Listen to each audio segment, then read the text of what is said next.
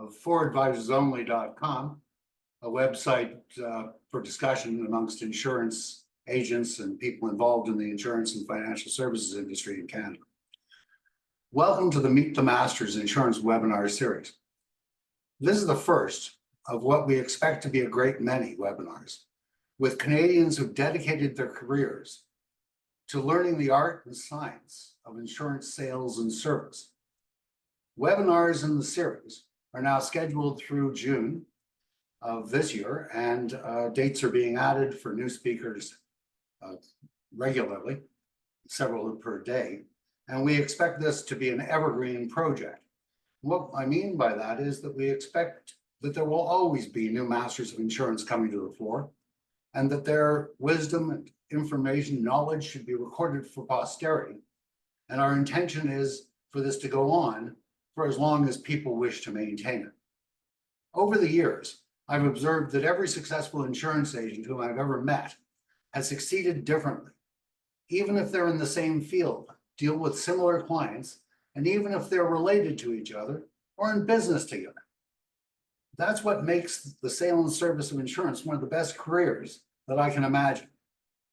It's possible to become a success in our business. Sorry, I lost my spot. To become a success in our business with diligence, integrity, and experience. With this webinar series, we intend to prove that any type of person can succeed in insurance with time and hard, thoughtful work. Our goal is to create a video record for each of these masters of insurance so that some of their experience and expertise will be available to anyone who would like to learn from them. We intend to try to create transcripts that are searchable so that you can go and hear whatever part of what someone says you wish to, or you can listen to their entire talk. The genesis of this project was the recognition that the wisdom of so many who have come before us has been lost with their deaths, and a loss for all future generations of insurance professionals has resulted. And I've often regretted not recording some of the sessions that we have done in the past. Meet the Masters was the first one just before the turn of the century. I've been waiting my whole life to be able to say before the turn of the century. We've recruited a number of people to be interviewers for this project. They include Bell Pascal, who's on this session and who was one of the genesis of it, Brad Brain, Dave Patriarch, Jim Ruda, Julian Wise, Paul Bourbonnier, Susan St. Amand, and Ted Polson. Today, we have Bell Pascal of Bell Pascal in Montreal with us. Barry's a partner in Bell Pascal with his stepfather, Bill Bell, and Barry specializes in estate planning and funding of shareholder agreements for entrepreneurs and high net worth families. For 40 years, Barry has advised entrepreneurs and business families in matters of estate and succession planning. Barry was the chair of CALU and the CALU Market Practices Committee. He's a fellow of STEP, the Society of Trust and Estate Practitioners. He's a frequently sought after for advice on planned charitable giving, and is a master financial planner in philanthropy through the Canadian Association of Gift Planners. Barry is committed to working with business families and has earned the Family Enterprise Advisor FEA designation, and through the Family Enterprise Canada and the Ivy Business School and the Sauder School of Business. And he's a member of the Association of Planification Fiscale et Financière. Barry helped to create the Jewish Chamber of Commerce, was the president of the Jewish Community Foundation, and has been very involved in his community in Montreal. He's was the chair of the ORT Montreal Gala and the McGill University Goodman Cancer Research Center Gala. He's a member of the Board of Hope and COPE. Barry is a member of Strategic Giving Council of McGill University. And to top it off, Barry is one of the nicest, kindest, most considerate people who we could ever wish to meet. And so without further ado, I'd like to introduce you to Bell Pascal. And Barry, we've known each other for quite some time. How did you get into the business? You know, it's an interesting story because everything that important that happens in your life happens because of people. But before we talk about me, Lawrence, I want to take a moment and talk about you and thank you on behalf of all of us for having devoted yourself throughout your career and over all these years for helping us to learn and helping us to get better at what we do. And so when we talked about doing this series, we really did it because you and I talked about the fact that we've had access to some of the great mentors, to Joe Dickstein, to John McKay, to Jim Burton, to Bill Bell, my stepfather, who was supposed to be here with us today. And so I think what you said to me was, wouldn't it be great if all the people that we know, that we meet in the industry, when we go to conferences, when we go to CALU, if we could only introduce them to these great mentors that we've had? And that was really the genesis of this process. But really, when you talk about how did I get into the business, it's really about people. Bill Bell, my stepfather, came into my life when I was 12 years old. I didn't even know what life insurance was. And if you know Bill, you know that Bill doesn't talk much about life insurance. He talks mostly about the people that he's gotten to know over the years and their stories and the things that motivate them and inspire them. And so Bill got involved in the life insurance business and quickly saw that where he was special was at listening to people, understanding their dreams, and then helping them get there, bringing the advisors together, bringing the family and the players together, and together working towards these objectives that our clients train us to do, tell us and direct us to. And in listening to Bill over all those years talk about his clients, and in seeing how people greeted Bill wherever we went, and the joy that it gave him, it really influenced me to want to consider a career in the life insurance business. Now, when I came into the business in the 80s, it didn't necessarily have the professionalism, the level of acceptance in the business community that it does today. And I always remember when I first came into the business, running into a friend of mine and telling him I was going into the life insurance business. And he said, "Barry, I wish you well. It's all I can do not to be laughing right now, right in your face." And that individual about a year later called me and he said, "I never thought I'd be saying this, but I'm in business now and I need your help." What's your background? Well, I studied philosophy at McGill. And, it's interesting. I was in a study group still am with Paul Tompkins and with Don Smith. And at one time, Peter Crean was also a member of that study group. And we compared notes and we observed that each of us were actually second generation in the business. And then we compared what we had studied. Paul Tompkins, business and a lawyer. Don Smith, business. Peter Crean and I both studied philosophy. So we were philosophy majors. Early on in my life, my late wife got me involved and introduced me to doing community work. My grandparents did community work in Israel. I grew up seeing that. And so that was a big part of my life as well.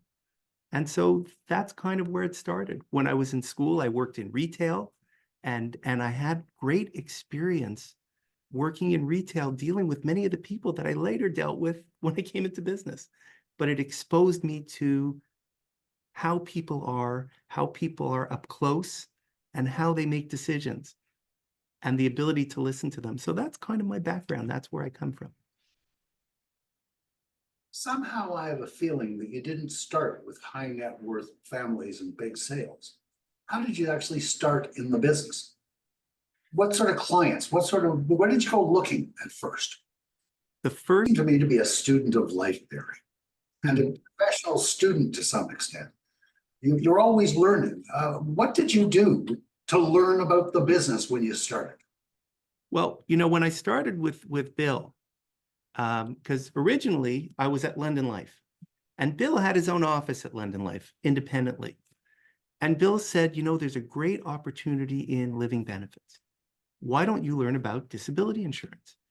And so I made it my business every day to call on the specialists in the industry that you would have known and spend time with them and learn about disability coverage.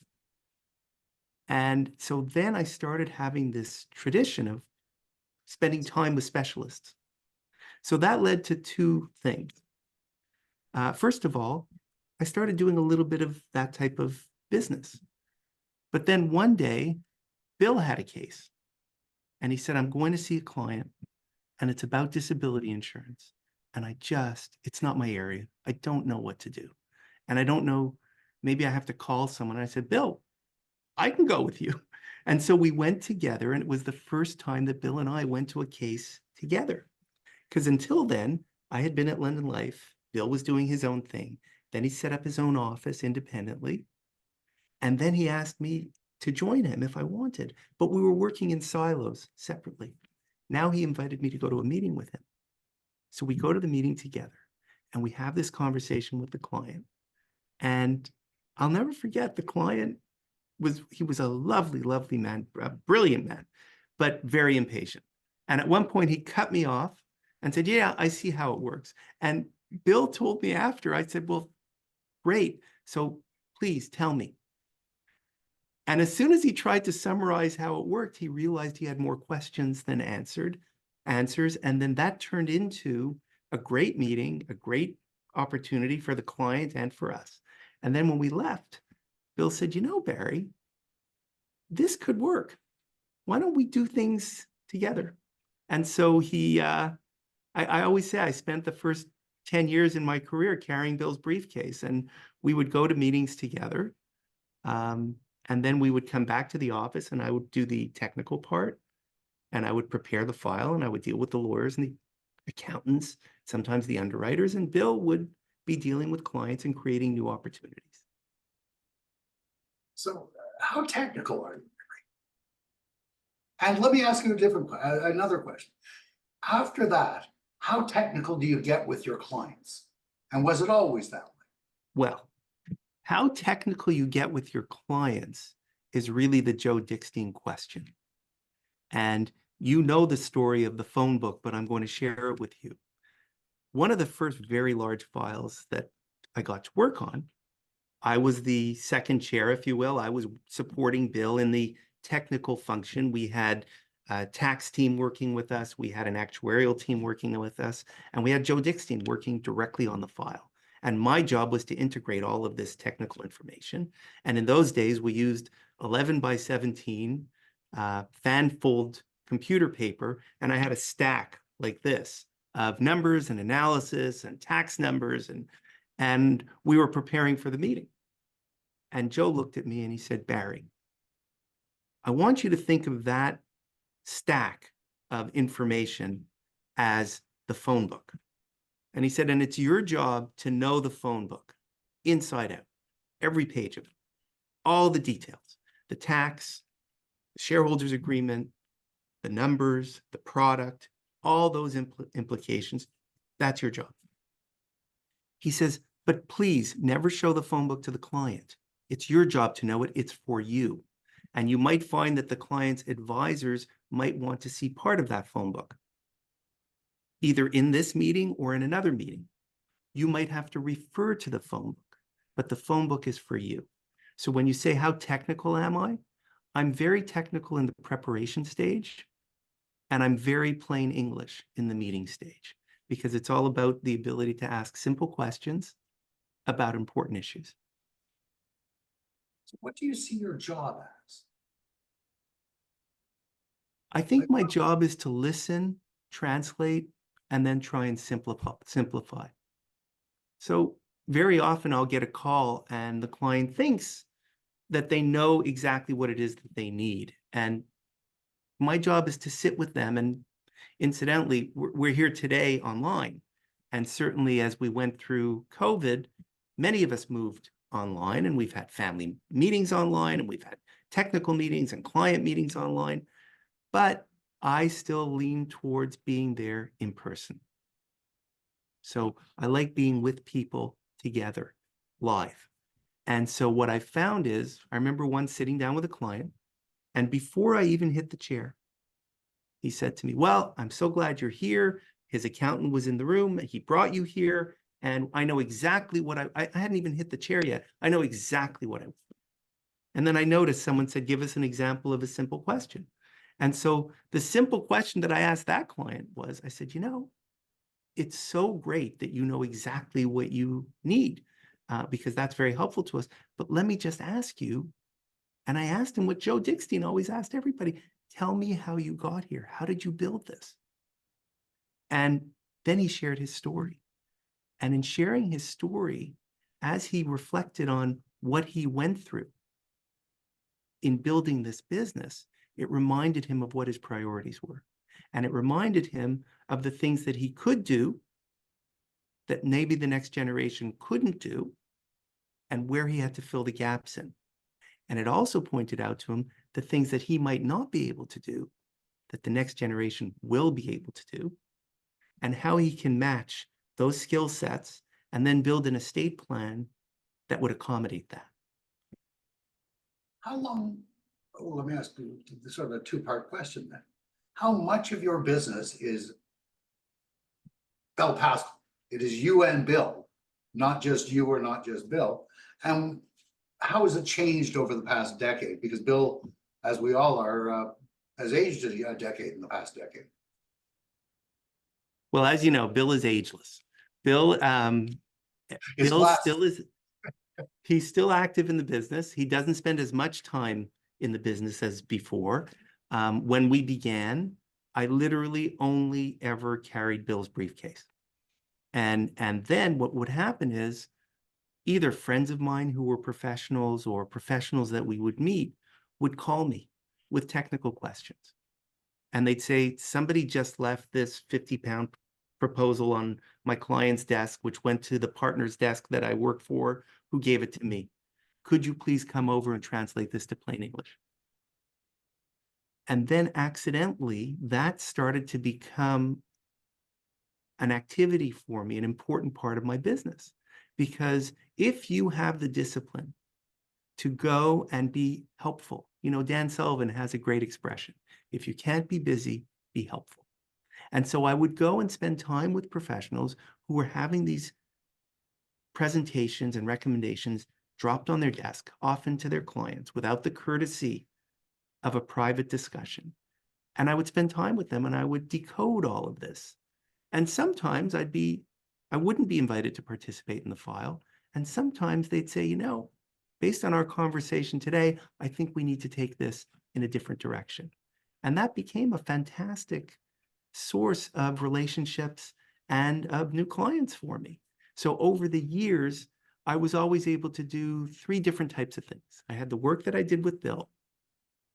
I had the work that I would get where I'd be invited in by other brokers who were in theory my competitors. And then I had the work that I did on my own. So all 3 of those were the things that kept me busy. What have you done to get in front of these professionals so they know who you are?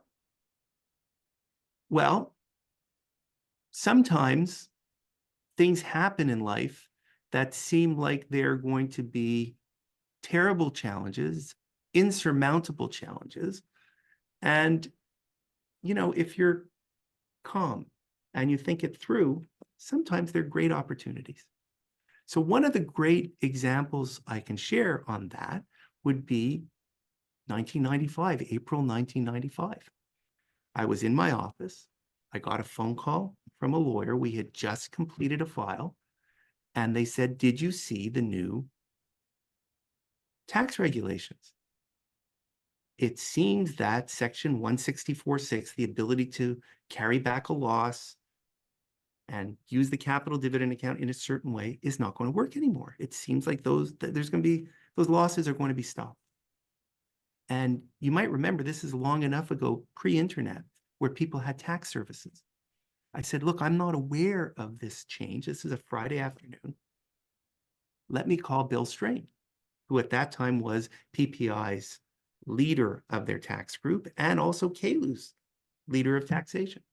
And I called Bill up and he said he wasn't aware of this being on the table and he had just been to Ottawa. And then he said to me, oh my goodness, my tax service is down. This was Friday afternoon. He said, I'll call you back in 10 minutes. He called me back. He said, Barry, this is real. It's happening. And I'm going to Ottawa on Monday to deal with this. And so Bill Strain suddenly became the industry's point person on those rules, on those changes, and what ultimately, along with Diane Everett, became wording for grandfathering legislation and what we now refer to as the stop loss rules, even though that took place so long ago. Now, what happened was people were trying to settle estates during this period. So I never was necessarily the smartest kid in the class, but I always made sure to sit near the smartest kid in the class. So people always would call me with questions for Bill Strain and say, I'm trying to settle an estate. Can you help me with this issue? And so PPI has always made it a priority to have a wonderful tax team. They continue to today with Chris Ireland and with Jean-Pierre Berger and Serge Bilodeau in Montreal. And so I would call Bill and he would answer the questions. And then finally, Bill Bell and I realized that Bill is a great resource and let's share him with the other professionals. And so we did a seminar and we invited Bill to give the State of the Union as it was evolving. And we started doing these seminars and inviting professionals, and they would come to hear from Bill. And really, we wouldn't do any presentation or selling recommendations in these seminars. They were purely informational. And we created an environment, sort of like what you've done here, Lawrence, where the meetings no longer belong to us. We were just the hosts. And we would open, and then Bill would explain the state of what was going on, how the situation was evolving. And then we would typically do a case study together, thank people, and off they went. And I think that by becoming a resource to professionals, that really repositioned us so that they felt that it was a safe space. They could call us about their client situations, and that created a lot of opportunity for us. You talked earlier about helping clients to understand by simplifying things for them. And you talked about asking them questions to help them to understand what they want. So, I mean, I've always had a motto, whatever the client wants, the client gets, as long as it's legal, it's ethical, and they listen to my advice first. How much time do you spend giving advice as opposed to forcing the clients or helping the clients to think it through themselves? I think it's both. You know, we have sort of an expression in the office that we work on a 10-to-1 ratio. We work 10 hours for every hour we spend with a client. And I think the client does think about what we're talking about. We try and leave them with some important questions when we're spending time together with them. But I think the most important thing is to ask them questions when we're together that will then spearhead thought when we're not. And so one example that I could think of is that Bill Bell has a fantastic gift of bringing people together. And so we were with a family. They were 2 generations in a family business, partners inside the business and inside the family and not. And when we went to meet with them, they said, well, we really have taken care of this. And they then produced a very thick shareholders agreement that was produced by a tax lawyer that we know extremely well. In fact, a tax lawyer that happens to be a client of mine. And so we look at this agreement, and the whole agreement was structured around the idea of estate equalization once the founder of this business exited and the second generation, arm's length and non-arm's length, basically repurchased the business using cash and debt, and then a formula based on profits to take care of the family. And so they're walking through this, and this is taking the better part of the meeting and better part of an hour for them to explain their structure to us. And then I asked them, I said, are there any triggers besides the founder's death for this to take place? And they said, well, no, really, this will only take place after the founder passes away. And so I asked, did anybody suggest using insurance to fund the shareholders agreement? Because if that happens, so the partner picked up the agreement and he took the first 3 pages. He says, that makes the rest of this useless. We don't need it anymore. I said, well, that's what we have to explore together. And so suddenly, by letting them explain their story, by listening, and then by asking them a key question, it changed the whole situation. And they were so grateful to us. And they thanked us after for helping them simplify life because they were very concerned. Joe Dickstein used to always say, when you do an agreement, you have to realize the day that you're actually executing this agreement, the player that agreed to it from the family isn't there to explain it to his wife, to his children. And then you, the client, the other partners have to do that then. And they're going to ask, why would he have agreed to this? Why would she have built this business and then said that this is all we get? Why would any of these things happen? And it was weighing on them. But by asking the right question, then the structure became very clear, and the funding was a real solution for something that they were trying to accomplish. How important is it to get the family involved at the beginning of these deals or as you're developing them? I think everything in stages. In other words, I think we always start from one generation and work our way out. So we start with the decision maker that's trying to do their plan. And then from there, we always work with the team of advisors. And then depending on the family situation, we then get the family involved. So Bill and I were, the first time I ever spoke at the Canadian Association of Family Enterprise, we had a client that was going to do a presentation there that we had done a very in-depth estate plan for. The client was doing the presentation. This was in the, I would say, late 80s. I don't know if I was yet 30. We're sitting in the audience waiting for our turn. And the client explains what he did. And someone raises their hand and says, so when did the family find out about this? And one of his adult children said, well, just now with the rest of you. And that became a valuable lesson to us in terms of how we communicate these things. Today, having been in the business 40 years, I'm dealing with estates where I remember when an estate freeze might have been put in place 15, 20 years ago or more. And we're not just dealing with G1, we're dealing with G2. And now we're starting to deal with G3 as we look at these trusts and say, a trust is a great vehicle, but it's only a great vehicle if we use it as an advantage. If all we do is use it to defer, then we're going to deal with these problems 21 years less 3 months later, when everybody's older and might regret that they didn't take advantage. So we're using the trust as an opportunity to have an early conversation. And so we're getting the second generation, and in some cases, the third generation more and more involved in the planning process. Mel Gilbert always used to say, you have to be careful not to let the tax tail wag the income dog. Yes. You talked about Joe Dickstein, who was our mentor and whose 94th birthday would have been tomorrow. And you talked about Bill Bell and Bill Strain. How important is it to have mentors? How many have you had? Have you continually developed mentors? And how do you feel about mentoring others? Well, for me, mentors have made an enormous difference in my life. And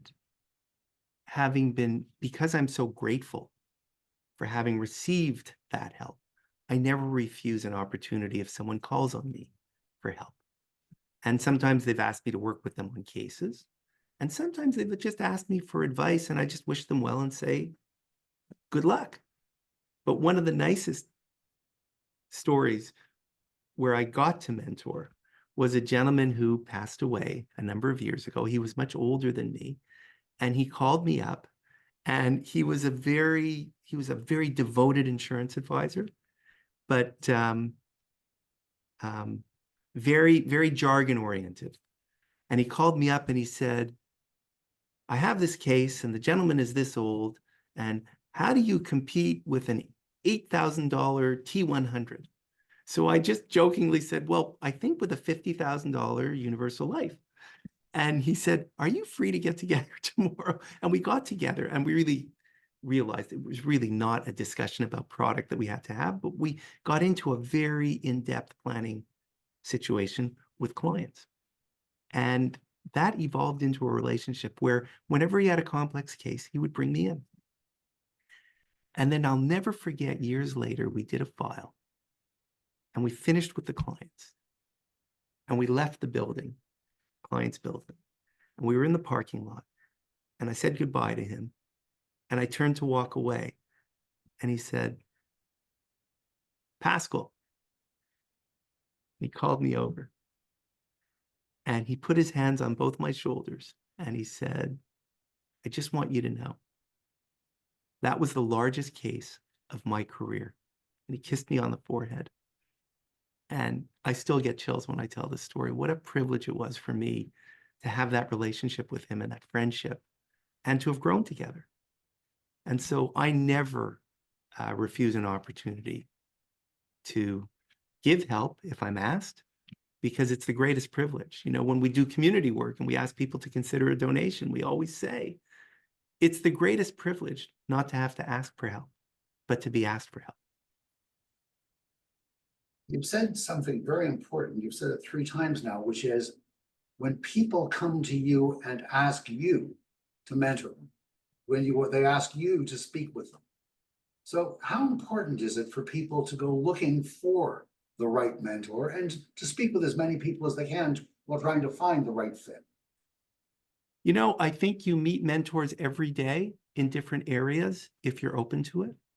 But I think when you do what we do, when I came into this business, Bill said to me that in nature, eagles don't flock. But he said in the insurance industry, you'll see when you go to a conference that the leaders of the industry will come together and they will share with you exactly what they're doing, all of their secrets. And if you're open to it, you will learn great lessons from it. And I think for all of us, that's a legacy of our industry. It's one of the things that we've built this industry on, that we've all inherited, and that I think we should encourage going forward. And, you know, the first mentor I had was the day I was going to come into the insurance business. And my parents had dinner with me and Joe Dickstein. And Joe didn't quite know what to say to me. He was in town because the next day they were doing one of those big PPI seminars. And that was the first day that I met Jim Burton. And that was a whole other host of lessons in terms of how to convey a message, because it was really life-changing for me. But that night, Joe looked at me and he said, you know, Barry, I feel like you want me to give you some key to the mystery of what you're about to walk into. He says, the only thing I can tell you is it won't be anywhere near as hard or as easy as you think. And he kept his promise. He was right. So how long do you think it takes to develop real expertise in this business?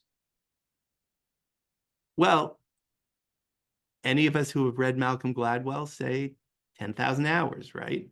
But when I used to say to Joe, actually, and I know I'm referring to Joe a lot, but who better?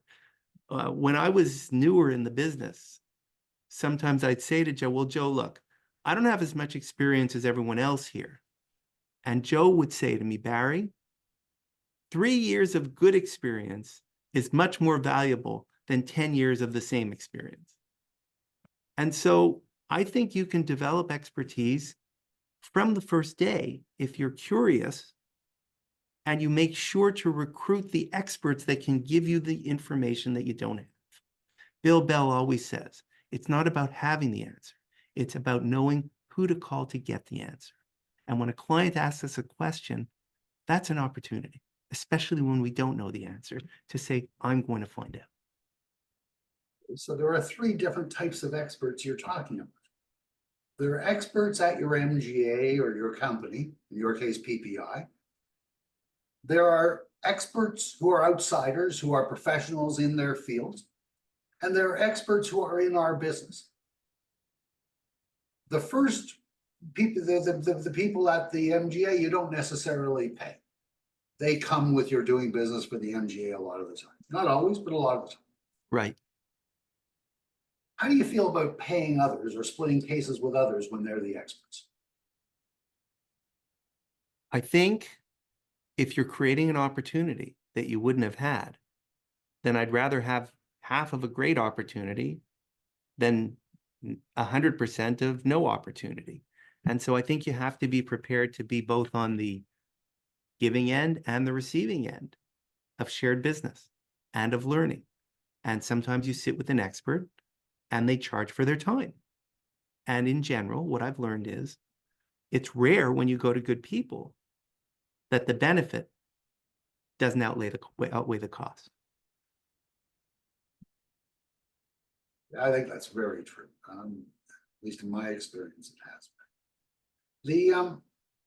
This must be a little bit strange for you because for most of your time at CALU, which is pretty much your full 40 years, you've been the one asking the questions.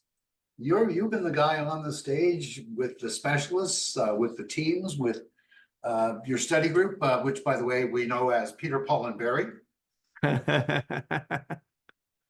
And Don. And Don, but when you were up on the stage at CALU, it was Peter, Paul, and Barry. It was really cute. So you spent a lot of time with all these people.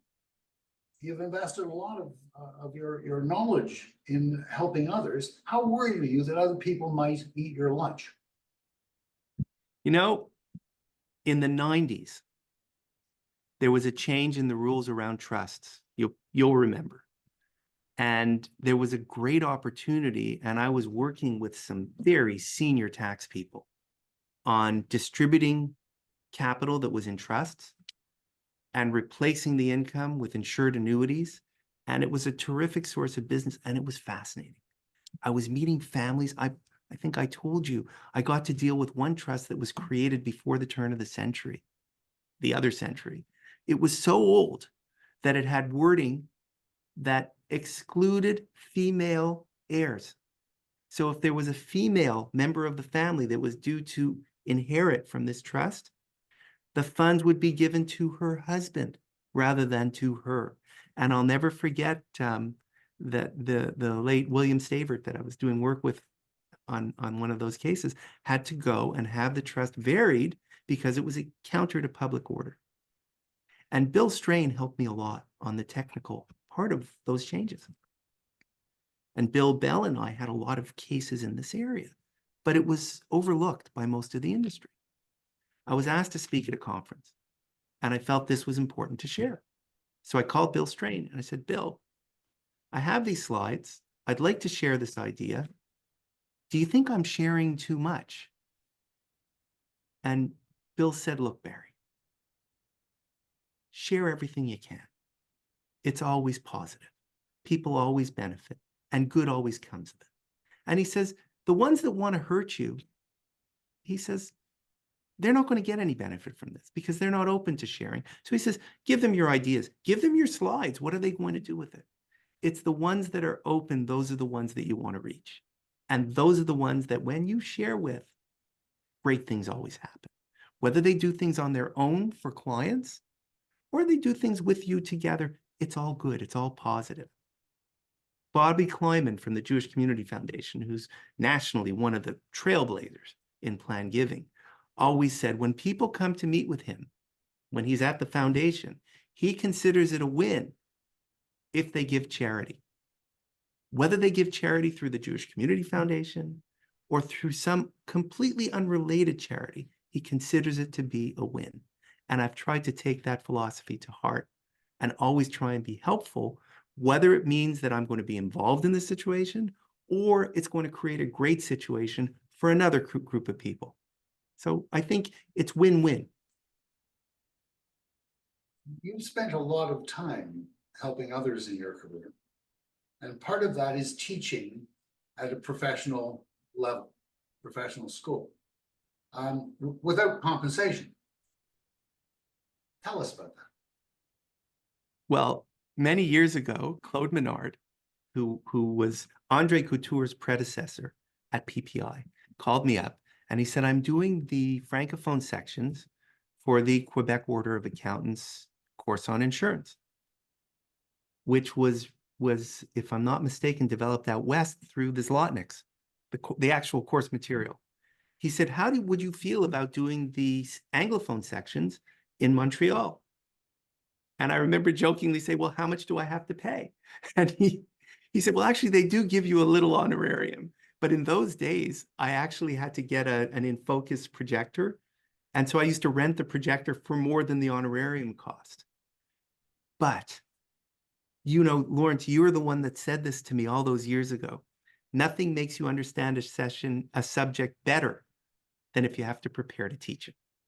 And so learning that material and then meeting with a community of accountants in Montreal on a regular basis really helped me not just share with them, but helped me learn from them and improve the work that I was doing.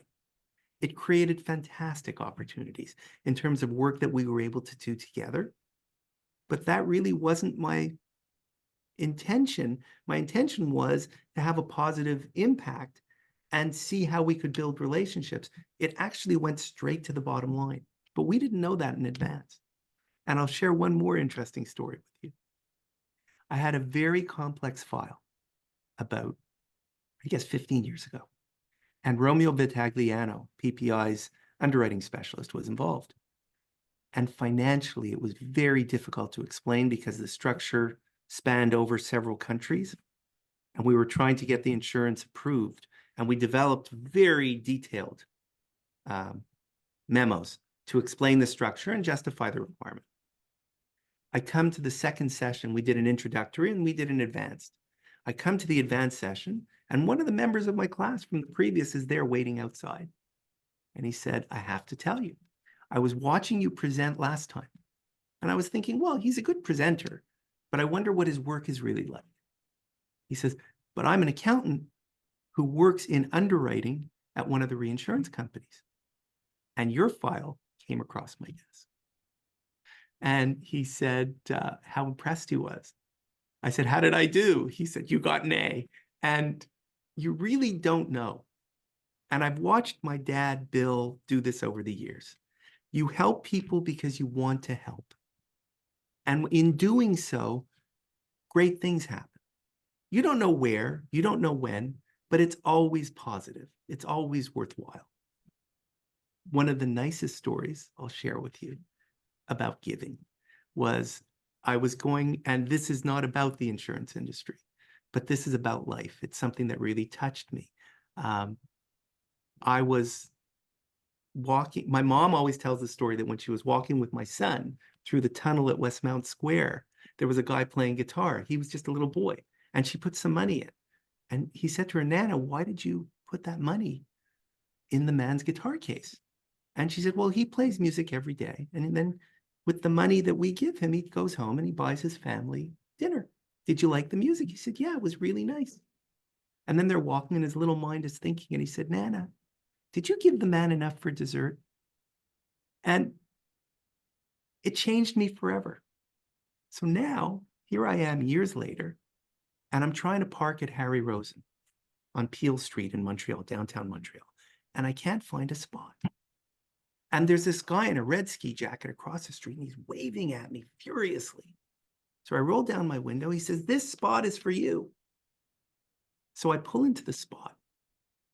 And as I get out of the car, he says, you don't remember me, do you? I said, no, I don't. He says, well, I remember you. He said, 2 years ago, I was lying on the street in front of this restaurant. I had a problem.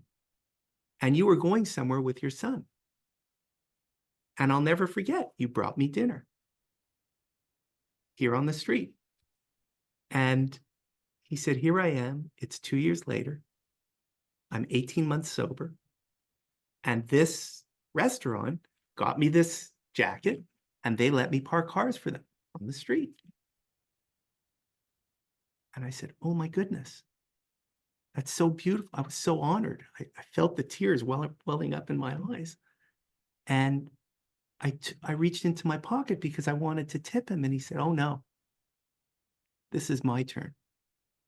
This is my chance to thank you. It's always important to give people a chance. Then I got into the car and I phoned my wife, Susan, and I started to cry. It was just so beautiful. Barry, you're a very focused person. Did you set concise goals for yourself?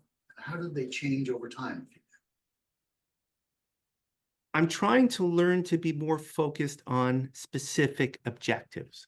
My goals are typically around types of activity and how I keep myself busy. When I was in strategic coach, my goals were very specific, and I'm trying to evolve that. But really, my goals are generally around the types of activities that I keep myself busy with, whether it's in business, whether it's in planning for clients, whether it's in service, or whether it's in community. The one that overrides everything is family. And so my clients know that if I get a call, no matter what I'm doing, if it's from my family, I take that call. But I really try and focus on the activity rather than the dollar amount or the number.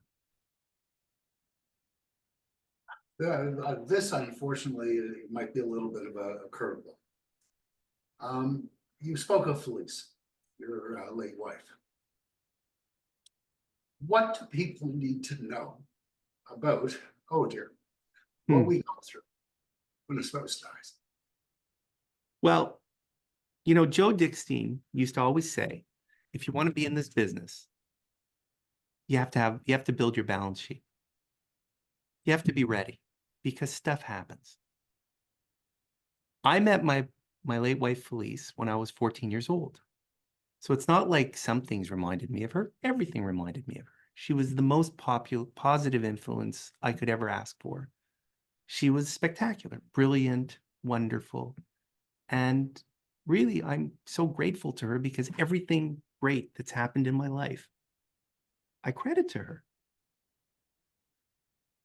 Even meeting my wife now, I feel that I was open to that. And I met the most wonderful person. I never thought it could be possible. I met Susan, who we've spoken about. And I credit that to the fact that I had this fabulous marriage. Well, that started out as my 14-year-old girlfriend who opened up the world to me. But when we found out that things were changing, that she wasn't well, the thing I realized was nothing else really mattered. The most important thing that mattered was that I be present, that I be able to be there with her, that this time was precious. And Lawrence, unfortunately, you know exactly what I'm talking about because we've shared this. But I think in our industry, it's very important to put yourself in a position where you have savings, where you have a team that you can call on to help you, and where you can be present. Because those moments are fleeting. And you don't want to miss that opportunity. Because if there's one thing you don't want to have in retrospect, it's regret. You want to know that you were able to do everything that you wanted to do, everything that you could have done to make that situation better. You have sons. I do. After Felice died, how much time? How did your time expenditure change? Well, they're the priority, right? So my boys each do different things. They're all wonderful, and they all remind me of her in different ways. And so I need to be present and I need to be available. Sometimes it's about school. Sometimes it's about business. I have one son who's in the real estate business, and I love talking to him about deals. You know, he'll call me and he'll tell me about deals, things I don't really necessarily know about because I'm not in the real estate business. Or he'll tell me about a boardroom that he was in with people that I actually knew. I have another son who's a creative. He's a writer, he's a drag performer, he's a stylist. He's in Montreal, so he's actually helping me here at the office right now. And I love hearing about all the different things that he's considering when he was in school. And it's important that when they want to share, that we're available because we don't get to make those appointments. They do. And I always say we have to be grateful when we're happy, and we have to be grateful when we're sad. Sad because we know that we had something precious. Happy for all the reasons we already know. My youngest son is finishing a degree now. And I love talking to him about what he's learning. He's studying marketing, about what he's going to do next. He's very entrepreneurial. So each one of them takes me in different directions. And I'm very proud of the relationship they have with my wife, Susan, and how she responds to them. And Susan has 2 children. So we have 5 between us. And so those are all important relationships, and being mindful of everybody's needs and trying to be respectful of those needs. That's important. It always starts with that sense of the other. And if you can get past yourself and sort of get out of the way, Bill always said, if you just listen, people will take you everywhere they need to take you, everywhere they want to go. And so that's what I've tried to remember. For my boys, they lost this wonderful, exceptional, brilliant person. But I remember saying to them, if you're ever wondering what she would have said to you, just close your eyes. You'll know exactly what she would have said. And so we've learned those lessons. Thank you. You've spent a tremendous amount of your time and your career helping others, chairing committees, being on committees, being part of committees, teaching. Has it ever been to your financial detriment? Or I think that the only thing it's done is sometimes create a little more activity that needed to be managed. But in my experience, but I'll share, my mother was a child in the Holocaust. She was born the year before the war. And so her family struggled all through World War II, starting in Warsaw and ending in Siberia. The first time I heard the names of Afghanistan, Uzbekistan, Tashkent, those are places my mother visited during the war, and she wrote a book about her life, and she went through all these challenges. When she came to Canada, our family had nothing. So how could we not give back? We're so grateful for this beautiful life that we have that, of course, we want to be a part of that. We want to give back. It's not just that we're expected to, it's that it's a desire, it's a privilege. And so I've never found that giving back does other than create more joy and more opportunity in life, in family, in business. It's said that in the Jewish tradition, the highest form of wisdom, the greatest form of wisdom is kindness. And there's 2 types of people, those who give as much as they can, and those who give as little as they can get away with. That could be time, that could be money, it could be any number of things. But the ones who give as little as they can cheat themselves out of so much. And people like you, who have always been there for so many people, for me, when I needed your help, for so many of us, it just enriches your life and it creates so much opportunity and so much joy that I just encourage people never to say no lightly, because in the end, you don't regret the things you do. You regret the things you didn't do. with all of that, what advice would you give to someone, whether they're in the business or not, that you think this is something everyone should know? Well, I would say that there's wisdom around us. Dan Sullivan used to say, there's ideas going by us all the time. All you have to do is pay attention and catch it. And my advice to someone coming into this business is that there's nothing but opportunity. We have not enough young people coming into the industry. But that means we have a lot of people around them with enormous wisdom available to them in the industry. So if I were to advise a young person today, I would say seek those people out, have lunch with them, have coffee with them, and ask them questions. Talk to them about a case, talk to them about a situation. You will learn, it will up your game, and they'll be grateful for the opportunity. I would add to that, don't ignore breakfast. Dave Cowper and I used to have breakfast together. Dave had 3 breakfasts every day. I wasn't special. But that was very valuable time, and I have done it with others. What's been most important in your career? If there was one factor that you could say, That is the seminal part of my program. I would say, I was very lucky to have Bill Bell come into my life. He came into my mother's life and mine, and he opened me up to a way of thinking. And it was a way of thinking that didn't involve scarcity. It involved abundance. So some people believe that for every success that someone else has, it costs them something. They're losing something. And other people see other people's success and it inspires them. And that sense of abundance, that sense of joy, they say in the Jewish tradition that the wealthy person is the person who's happy with his lot, with what he has, with what's around him. But our rabbi pointed out to me, he says it's true, the wealthy person is the one who's happy with his lot, but it also means it's the one who's happy with his lot, with the other person's lot, the fact that they have and that they've had success.